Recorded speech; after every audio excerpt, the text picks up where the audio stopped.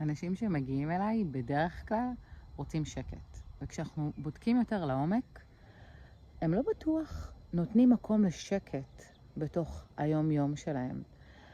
אז גם אם אתם רוצים שקט, שימו לב כמה אתם נותנים מקום בתוך היום-יום שלכם לפתח את השקט הזה שאתם רוצים, או כל דבר אחר, גם אם אתם רוצים יותר שמחה או יותר כל דבר אחר, כמה מקום אתם נותנים לדבר הזה שאתם רוצים, כמה אתם מאפשרים לעצמכם לפתח את זה.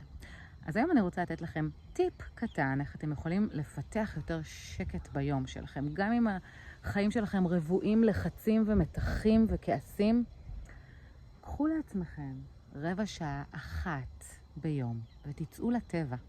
אל תעשו שום דבר מיוחד. כמו שעכשיו אני יושבת, עטופה בתוך כל הירוק הזה. פה יש לי גם כל מיני עצים עירומים.